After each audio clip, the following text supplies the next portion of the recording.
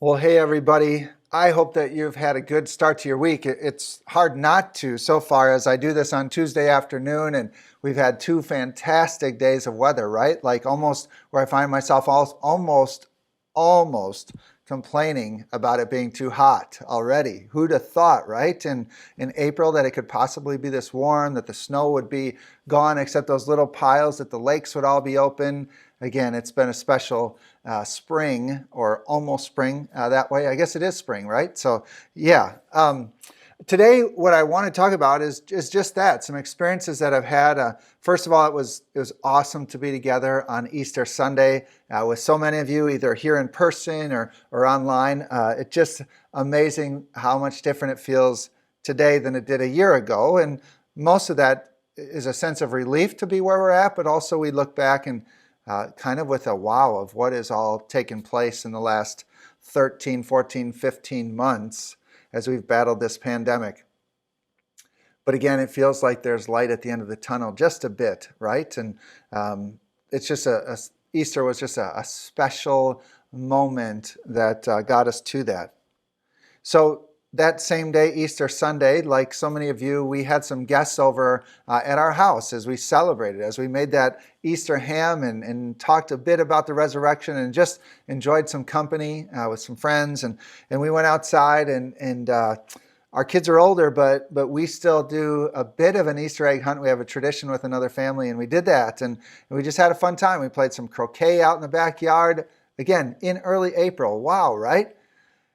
And so later that evening, as we came back inside and we were enjoying some dessert and such, one of our guests had a tick crawling up her face. And it was like, oh, wow, right? And here we are. We go from snow being gone to ticks crawling on us. And of course, we in the Northwoods, we know that that's a kind of a fact of life. And yet it's a scary thing, right? Those little buggers can do such damage, not only just crawling on us or getting attached to our animals, but the idea that the possibility of that tiny little insect can create a lot of damage inside a human body, especially if it got to the point of Lyme disease. And many of you have had experience with Lyme disease perhaps, or you've had a friend or a loved one who has gone through it, and it's debilitating, or can be at least. And so I am a bit afraid or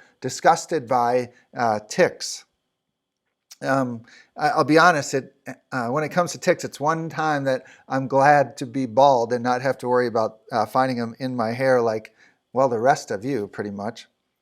But they're small, and they can cause a major problem.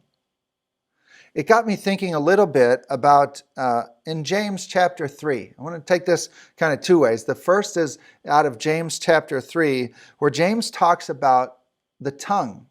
And he's talking about the damage that the tongue or our words can do in human relationships and in our human and God relationships. But he uses an analogy, or a couple of analogies that really make sense. He talks first about a huge ship, how big a ship is, and it's still controlled. The direction of it is controlled by a rudder, tiny in comparison to the ship. Many of you are boat people, and you know exactly what we're talking about there.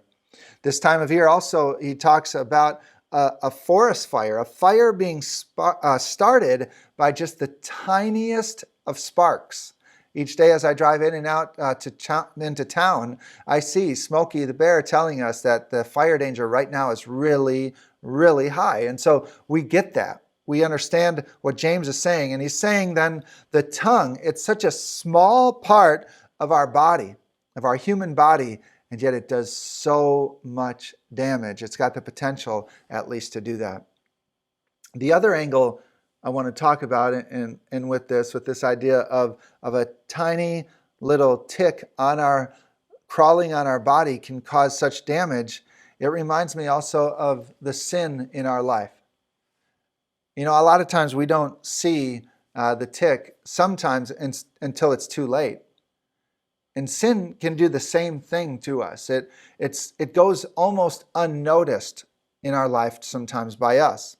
Maybe sometimes it's noticed by us, but not by others, and it stays hidden. But that little sin can foster a much, much, much bigger problem oftentimes. Or it can grow into something that was way bigger than it started out to be.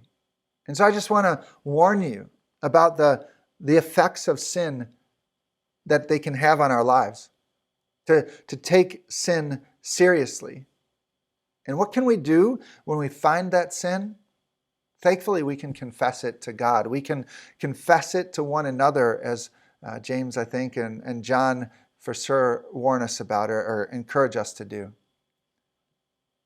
So lessons from that littlest of insects that we can take into our daily lives. Hey, I hope you guys have a fantastic day, week. You've enjoyed this weather. I'm sure it'll change again. We're in the Northwoods, right? But enjoy it while it lasts and enjoy the spring ahead. But be careful. You never know what's out there. Have a great week.